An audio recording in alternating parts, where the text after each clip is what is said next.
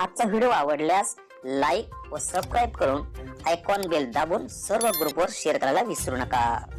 आपल्या खिशाला व घराला नफ्याची देणार झालर रंगाच्या दुनियेतील एकच नाव बर्जर पेंट। अधिकृत विक्रेते Hingane major, Berger paint, Kothari heights, Delhi वेशीजवळ, श्रीगोंदा। नमस्कार, मी दत्ताजी जगताप। आपण पाहत आहात दक्ष टाइम्स 24 लाईव्ह। आजच्या खास बातमीपत्रात पाहणार आहोत एक गंभीर आणि शेतकऱ्यांचा जिव्हाळ्याचा प्रश्न। 110 ते 165 लिंक कॅनलवरील शेतकरी आक्रमक, पाणी न मिळाल्यास तीव्र जन आंदोलनाचा इशारा। कोकणी प्रकल्पाबाबत कारभारावर शेतकऱ्यांचा रोष। पाहूयात हेडलाईन्स। 32 वर या पूर्ण सोसायट्यांना पाणी अजिबात मिळालेलं नाही, पण शासनाने या ठिकाणी मनमानी पद्धतीने त्यांनी सोसायट्यांच्या बोजा टाकायचं जे काम चालू केले। पाणी जिरतंय कुठं, जे पाईप टाकलेले आहेत त्या ठिकाणी त्यांना पाणी चोरून या ठिकाणी दिले जाते आणि लाखो रुपये त्या ठिकाणी भ्रष्टाचार होतो। या भ्रष्टाचाराला जबाबदार कोण? कोण्या फार्मवर या ठिकाणी आम्ही सह्या केल्या आहेत, सिक्कीमचा शेतकरी सभासद या ठिकाणी पूर्ण हरपाळला जातोय। याला जबाबदार कोण? 132 वर हा अन्याय होतोय। हा अन्याय आम्ही कधी सहन करणार नाही। उकडीच्या कार्यालयासमोर आमरण उपोषण सर्व चेअरमन लोकांना करावं लागेल। शेतकऱ्यांना पाणी मिळत नाही, फुलगेजनी पाणी नाही, उन्हाळी पाण्याच्या रोटेशनला कॅनलच्या नाळ्यावर राहिल्यात आणि पाणी खाली राहिले। जास्त बोललो तर आपला तालुका जास्त पाण्याची चोरी करतो असे उत्तर मिळतात। अधिकारी पाणी वापर संस्थेला सहकार्य करावं। पाणी वापर संस्थेवर केलेल्या केसेस यांनी तात्काळ माघार घेण्यात याव्या। पाणी कालवा सल्लागार समिती नेमकं कशाचे सल्ले देते? ही 132 वर क्षेत्र किती आणि त्याला पाणी सोडताय तुम्ही किती? त्यातून जर न्याय नाही मिळाला तर आम्ही आमरण उपोषण इरिगेशन खात्याच्या कार्यालयासमोर आता पाणी वापर संस्थेचे सर्व प्रतिनिधी ठरवतील की या भ्रष्टाचारावर आळा बसणार आहे का।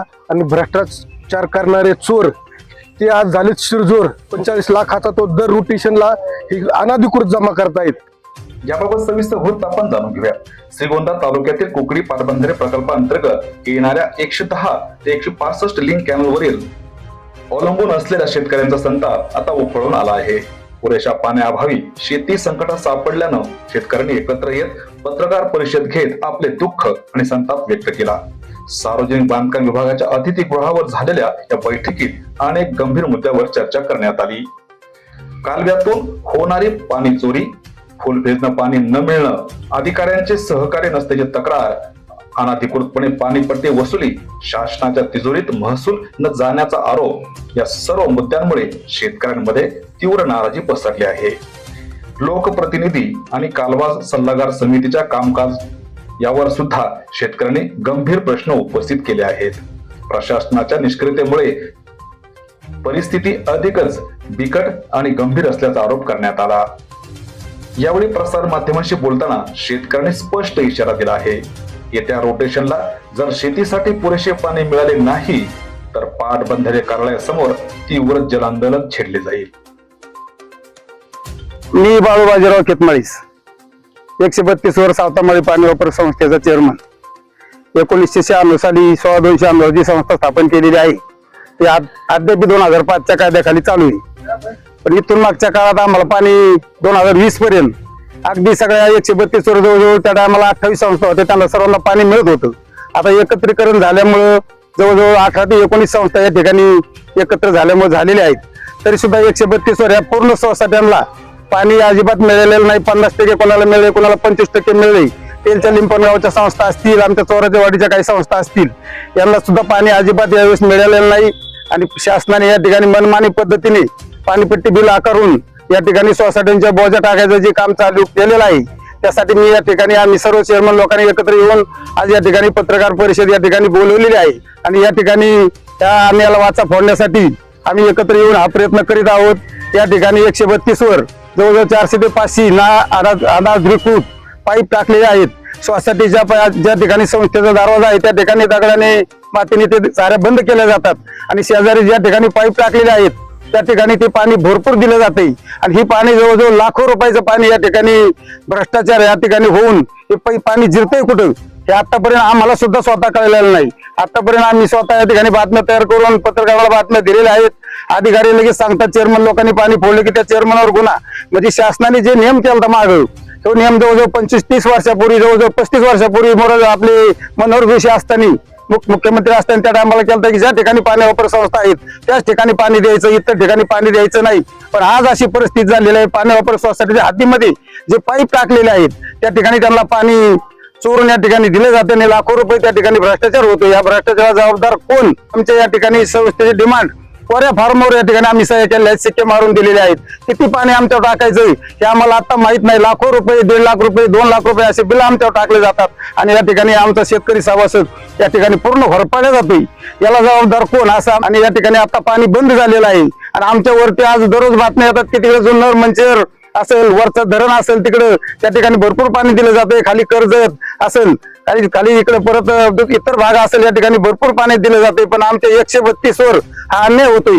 हा अन्याय आम्ही कधी सहन करणार नाही. जर या ठिकाणी जर याच्यावर जर आम्हाला शासनाने पाणी दिलं नाही, भरपूर पुढचं रोटेशन येतंय, यानंतर जर पाणी दिलं नाही तर आम्हाला कुकडीच्या कार्यालयासमोर आमरण उपोषण सर्व चेअरमन लोकांना करावं लागेल. मी शिवाजी शंकर राऊत, भैरवनाथ पाणी वापर संस्थेचे सभासद शेतकरी. शेतकऱ्यांना पाणी मिळत नाही, कॅनलला फुलगेजनी पाणी नाही. उन्हाळी पाण्याच्या रोटेशनला कॅनलच्या नळ्यावर राहिल्यात आणि पाणी खाली राहिले. अशा परिस्थितीत पाणी वापर संस्थांना शेतकऱ्यांची भरणं काढायला सांगत आहेत. मग जास्त बोललं तर आपला तालुका जास्त पाण्याची चोरी करतो असे उत्तर मिळतात. मग 110 ते 165 मध्ये जी पाणी चोरी होती पूर्व पश्चिम, त्याचा भुर्दंड दक्षिण उत्तरला का 132 ला का? मग त्यात आमची लिपणगाव स्टेल असेल, चोरचवाडी स्टेल असेल, ह्याला भुर्दंड होतोय. आणि अवैध पाणी चोरी रोखण्यास प्रशासनाला पूर्ण अपयश आलेलं आहे.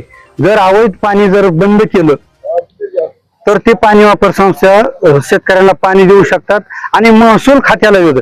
अवैध पाणी वापर संस्थेचा महसूल पाणी वापर संस्थेला नाही आणि शासनाच्या इरिगेशन खात्याला देखील नाही. अधिकारी पाणी वापर संस्थेला सहकार्य करावं एवढीच अपेक्षा आहे.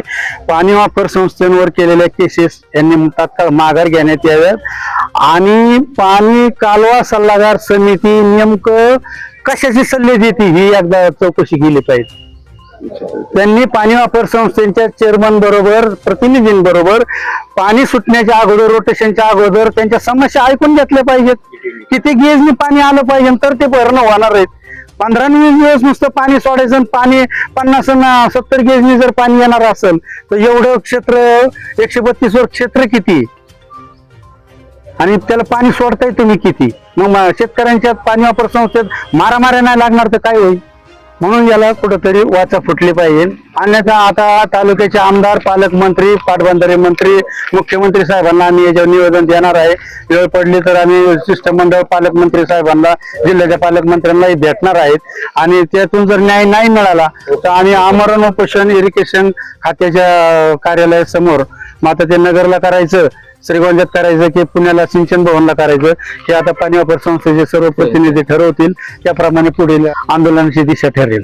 महात्मा फुले पाणी वापर संस्थेचे चेअरमन गौतम खेतमाळीस या माध्यमातून मला एकच सांगायचं आहे की या भ्रष्टाचारावर आळा बसणार आहे का? आणि भ्रष्टाचार करणारे चोर ते आज झालेत शिरजोर आणि जे कष्ट करू शेतकरी संस्थेचे अध्यक्ष यांच्यावर कारवाई केसेस करायला लागले म्हणजे चोर ते आणि कारवाई शेतकऱ्यावर, चेअरमनवर.